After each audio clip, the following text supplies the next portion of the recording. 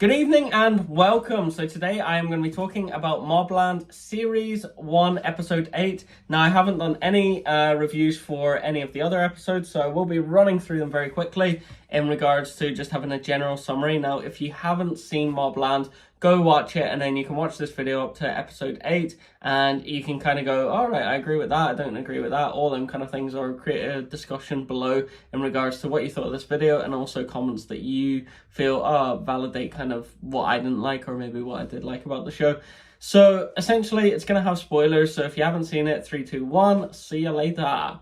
So first episode we get to see Eddie Harrigan and Tommy Stevenson, and they are hanging out, having a laugh and all that kind of stuff, and they make this comment of, oh, if our grandparents could see us now, they would be going mental, they think it's chaotic, that our two warring families, and we're hanging out together, having a laugh, all that kind of stuff, so tonight we'll have a laugh, and then after that, that's it, it is what it is kind of thing.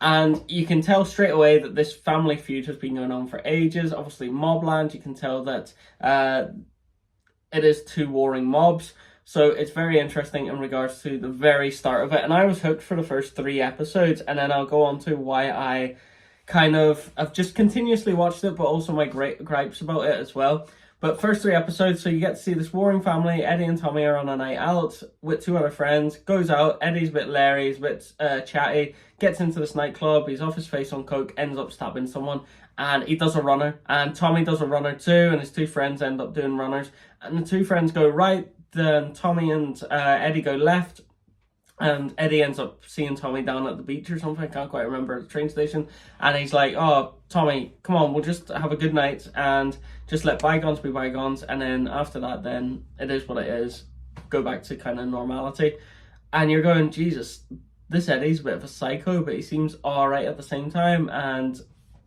you're thinking, can Tommy trust him? Anyway, fast forward, next day, Tommy goes missing, so you're thinking, fucking hell, Eddie, you've killed him off here. And he denies it, and he denies it, and he denies it. And I'm going, oh, I kind of believe that he maybe didn't kill him off. That seems like a bit of a stretch. I know he stabbed the guy, but also, like, there's a big difference between off your face on coke, I'd say, and stabbing a guy to fully killing a guy and chopping him up. So I was like, all right, it'd be very interesting to see where this story's going to go. And I was like, this would be great if it could be kind of like this murder mystery. Did Eddie do it? Did he not? And we get to see it within like 4 or 5 episodes. That was never going to be the case because the cast is huge. You have Pierce Brosnan, you have Helen Mirren, you have Tom Hardy, you have Paddy Considine, you have various other big name actors, and you just don't have the kind of capacity to be able to have 2 unknown actors to that nth degree. To be able to carry it, because you have to include these actors. You just the acting range alone, and also the notoriety, and to bring new viewers into a new series, especially now it's so hard to get people to watch TV series and films, that they had to use them. So that was fair enough, and we end up finding out that Eddie had killed Tommy, and it sparks this big war, and understandably so, because that's where the plot's going to go. It's going to be this kind of apologies. It's going to be this kind of back and forth in regards to a war, which I thought was good. It was a good idea. It was a good concept. And by episode 3, it was like, all right, I can see where it's going. It's going to be a warring families. We'll see what happens. And then I'll talk about the characterizations and kind of what I found quite tough. I think it is well acted to a certain degree. I love Paddy Considine and Tom Hardy scenes. I just think they're really good. The Irish accents for me are very off-putting. I just feel like they're very, I don't know, Irishy film kind of accents. Like, if you ever look through film and someone who isn't from Ireland is doing the accent, it's very leprechaun-y, it's very top of the morning to you kind of accent. And I was just like, you know what? These dialect coaches are just awful. So I just thought the Irish accent was very poorly played.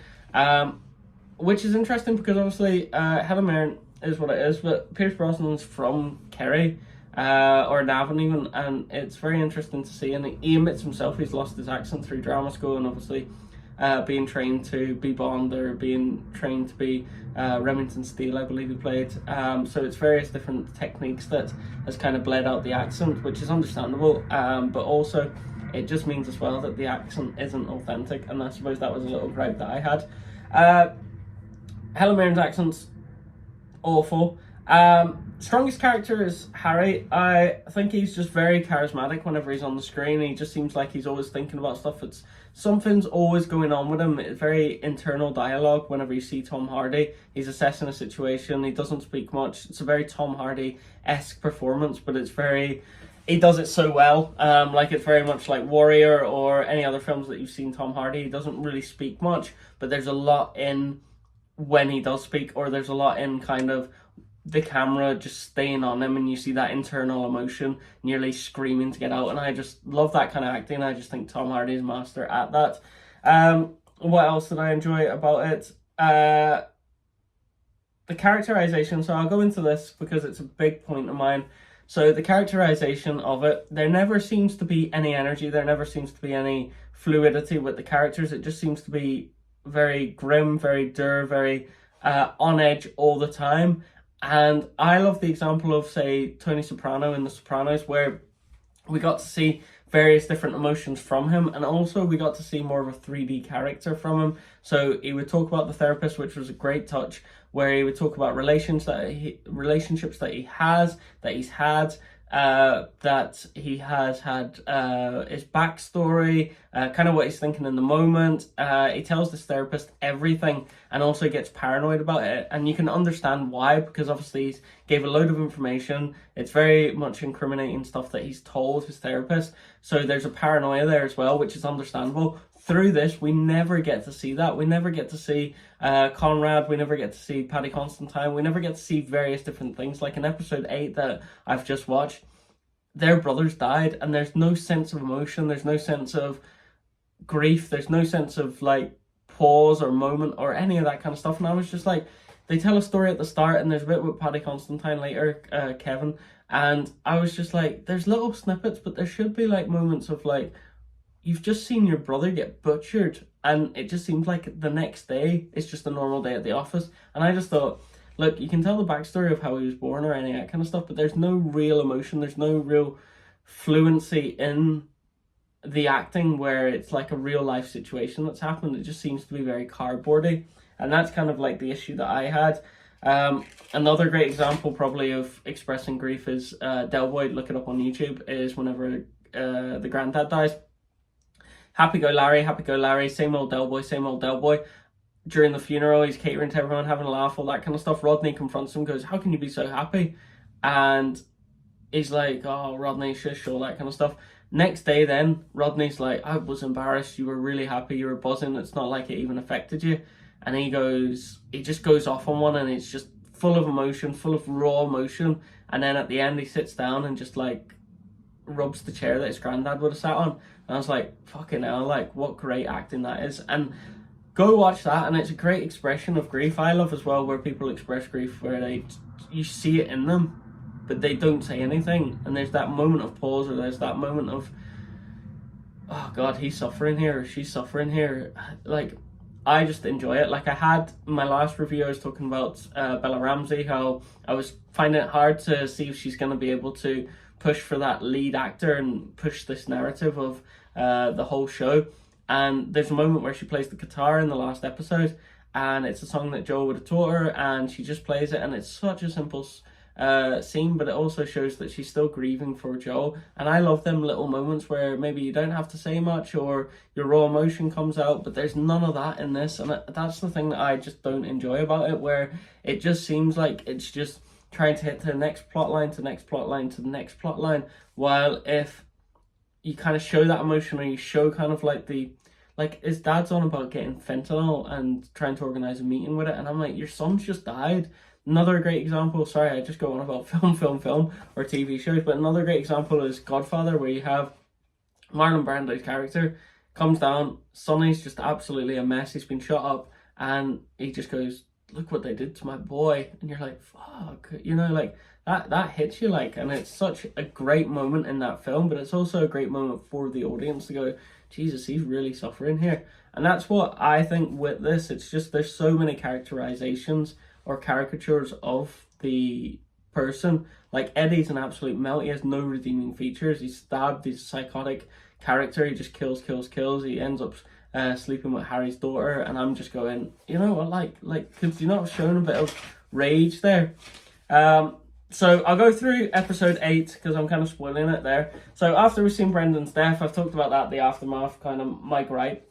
Harry saved the daughter through Kate McAllister. Now, we had no kind of information on who she is, what she does. We found out a little bit in this where Harry got a job proposition from him 2 years ago, and essentially he turned it down, and Conrad has this thing where he's like, you know, if you do try and like fuck us over, then you know what will come. And he's like, yeah, I understand. And he's like, no, you do understand. And he's like, yeah. And I was like, fucking hell, like, your son's just died, just fucking play like the character of just like a grieving dad or something. You don't have to be all business all the time.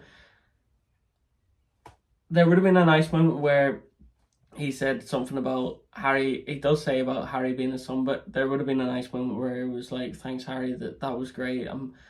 Jesus, I'm getting overwhelmed a bit here, but I really appreciate that. You've always been great to this family. Do you know, like them kind of like human moments. No emotion from everyone. Harry to become the guy. Now, I did write this during the show, and I was thinking, could he become the guy? Is he playing everyone? He's the only one who has anything really to lose. Like, the Harrigans will just go down on their shield. They're kind of typecast in regards to, they won't be able to go away from the family. The Stevensons, same thing. They won't be able to go away from the family. And you have the cop narrative, which is quite plain and boring, but we have this thing of a juxtaposition of Tom Hardy's character always kind of being aware of the Harrigan situation, all that kind of stuff, but also his marriage is deteriorating and also his family dynamics are. Now, Eddie has slept with Harry's daughter various different times, and he gets told this. Now, I would have loved a bit of confrontation. I would have loved a bit of chaos, a bit of madness, a bit of rage in Tom Hardy, like going up the stairs, going, right, Eddie, it closed, like he locks the door, and I was like, here we go, let's see what this is worth. And he just goes, look, you're going to build up to the family, I'm going to push you off. And then Eddie does this thing where he thinks about it and all that kind of stuff.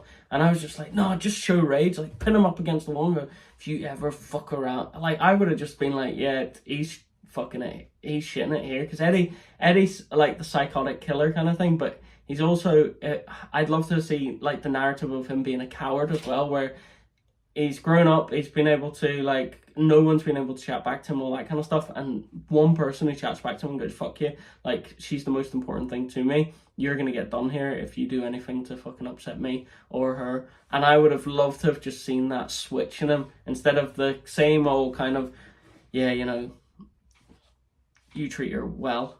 I was just like, come on, let's see some action here. Conrad and Harry dynamic, I wrote that as a question mark because I was thinking, is Conrad gonna like falter? Is Harry gonna falter? Is there gonna be kind of this animosity between them? Where's it going? Eddie Harrigan slept with his daughter. Will that be a key moment where he kills him off and then fucking goes for the Harrigans and essentially becomes the guy? I just think maybe he won't do it because I love the chemistry between Paddy Constantine and Tom Hardy, who play Kevin and Harry. I just think, wow, like, just get them on the screen more. Just, like, create this build-up. Just create this kind of thing that they're plotting against. Because Tom Hardy's character mentions it later anyway, where he's going, look, Maeve's in charge, Conrad's gone, and me and Kevin are going to take over the company, so if you want in, you're in. And then he ends up throwing the guy over the roof. So he does have that ruthless streak, which is like very much a rage moment, and I like to see that, where it's just like, look, he can flip here and he's dangerous, but also you don't want to have that mindset with a very dangerous person. And he's like, it put Eddie on edge. That's why I was like, yeah, this creates a bit of jeopardy. I wrote everything's so flat, so just the emotions, the kind of the storyline isn't, because there's so much happening, and nearly that kind of detrimental to it, because you don't know what's going on at moments. Like, you brought in the Cat McAllister character in last time, you brought in this shooting now with the cops this time at the end. There's various different things that just happen, and you're going, all right, that's another plot line that we're going to see. So we've got the cop that's meant to go over and see Conrad for the lunch because he believes there's a rat, and it's just like a lot of storylines are getting kind of pushed into these 9-10 episodes, whatever it is, And I was just like, look, just stay with a storyline and go with it. Like, there's an interesting one where you have this rivalry with the Stevensons. Just create that as the main thing. I wouldn't have even included the cops because I think that's going to be another weird plot line that comes in. I was enjoying that. Look, I wrote very clunky sequence of events. I enjoyed, and I thought this was a very good performance. Where is he? Toby Jones, who played Colin the cop, the old geezer. Colin, played by Toby Jones. I just thought, wow, what a great performance for, like, he's on screen maybe 5-7 minutes, and that's the thing, you can just have a great performance within it. Just so calm, so calculated. He has moments that he's talking about the fish that he likes to catch, and there's this little motion where he's on about and zap, and he catches the fish, and I was just like, oh, this is like a master at work here. So really enjoyed that little cameo, and then at the end he brilliantly plays that kind of thing of, yeah, Richie, you're in charge. I like that bit where he kills the two cops, because I was thinking, you know what, that guy's like Colin, who we've never seen before. Another thing that they've done like loads of times where they just bring someone in. We've never seen this character before, but I liked it where Colin just like confirms that the cops are owned by Richie. It's always been that way. He's played these two cops perfectly. He's the little rat in the situation, and I was just like, oh, this is pretty good. And Richie killed the two cops, and I was like, wow, I didn't expect that. And it makes sense. Like, if you have a rat in the company, he's just came in, Colin. He's going, look, Richie, or look, you two are obviously building a massive case against the Harrigans and the Stevensons. You need to go after the Stevensons. He'll help you out. And he said that to them, and they end up dead. That's two people that are killed off, that the issue kind of gets pushed to the side. While if they're constantly digging and that information's gone through their heads, like, and you have to hire someone new that does the same thing, all that kind of stuff. So I just thought, oh, that's really smart. And it gets away that cop narrative, which I was like, you know what, I'm not even interested if they get caught out. I'd rather just see that kind of thing of just like people getting blitzed. So that's my review of Mobland. It was a very long review. I didn't expect it was going to be that long, but that's what my thoughts and feelings are. Maybe if you had different ones, maybe you can like, subscribe, and enjoy.